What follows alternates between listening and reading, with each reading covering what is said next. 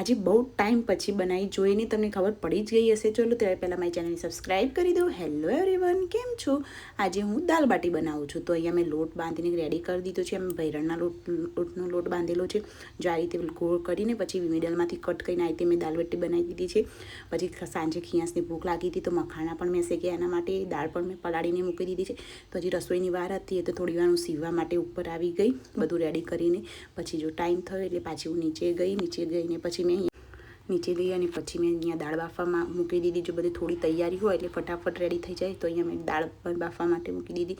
પછી એક સાઈડ તેલ પણ ગરમ કરવા મૂકી દીધું, કેમ કે દાળ બાટી તો મેં કટ કરીને રેડી જ રાખી હતી, ખાલી તળવાની જ બાકી હતી.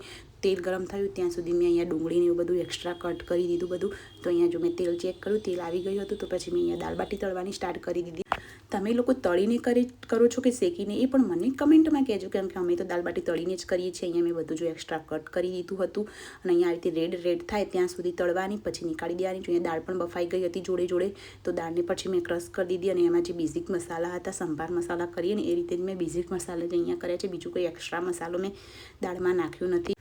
લાસ્ટમાં થોડો સંભાર મસાલો નાખી દીધો. જો અહીંયા મસ્ત અહીંયા દાળ બાટી તો મારી બધી કમ્પ્લીટ રેડી થઈ ગઈ છે. અહીંયા જો દાળ થતી હતી ત્યાં સુધી મેં બધું ઘરનું ક્લીન કરી દીધું અને લાસ્ટમાં પછી દાળનો વઘાર પણ મેં કરી દીધો અહીંયા. અને લાસ્ટમાં સૌથી ઇમ્પોર્ટન્ટ છે કોથમીર તો નાખવી જ પડે આપણે. તો અહીંયા દાળ પણ આપણી રેડી થઈ ગઈ છે. બધું રેડી થઈ ગયું. પછી હું થોડી વાર ખીયાસ બહાર રમતો હતો તો એની જોડે ગઈ. જો તમે પણ આ રીતે દાળ બાટી બનાવો છો કે નહીં એ પણ મને કમેન્ટમાં કહેજો. અને એમાં ખીયાસ બી જો કે આ કેવી રીતે બેસે. કોઈ ખાટલો સીધો બેસે, અમારા ભાઈ તો ખાટલો ઊંધો કરીને બેઠા છે. અને તમને મારા વ્લોગ પસંદ આવે તો please subscribe my channel, like, share, comment. Bye bye.